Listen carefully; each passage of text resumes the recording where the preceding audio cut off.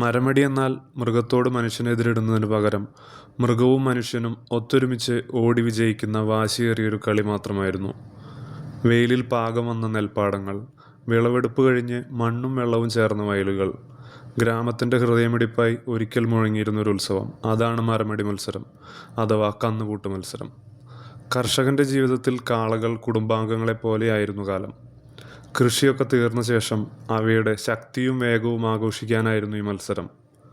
വെള്ളം നിറഞ്ഞ പാടത്തിൽ 2 കാളകൾ ചേർന്ന് പാഞ്ഞോടുന്നു. അവയുടെ പിന്നിൽ ഒരു യുവാവ് മരപ്പാളിയിൽ പിടിച്ചു നിൽക്കുന്നു. ചുറ്റും ആയിരങ്ങൾ ആവേശം കൊണ്ട് കൂകി വിളിക്കുന്നു, കൈകൾ കളിക്കുന്നു. ചെളിയും മണ്ണും ചേറും തെറിക്കുന്ന അത്ഭുത നിമിഷങ്ങൾ. ഇതൊരു സാധാരണ മത്സരം മാത്രമല്ല, ഗ്രാമത്തിൻ്റെ അഭിമാനം, കർഷകൻ്റെ സന്തോഷം, മണ്ണിൻ്റെ മണം നിറഞ്ഞ ഒരു പാരമ്പര്യം.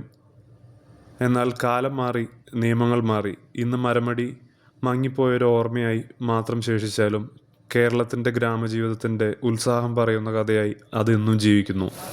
മണ്ണും മനുഷ്യനും കാളകളും കൃഷിയും ചേർന്ന ഒരു ഉത്സവം, അതാണ് മരമടി.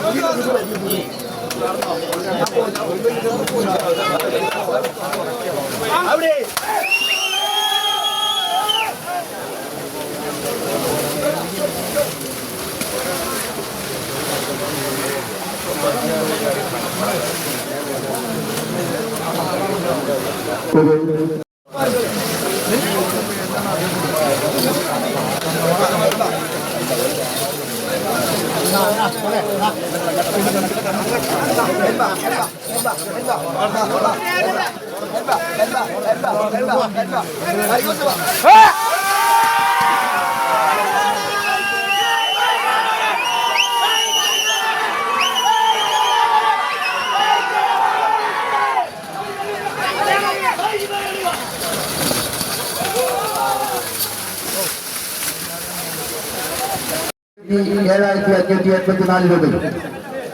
കാളക്കൂട്ട് സൗഹൃദ കൂട്ടായ്മ വാട്സപ്പ് 5000 രൂപയും മലബാർ 10,000 രൂപയും സംഭാവനയായി നൽകിയിരിക്കുന്നു.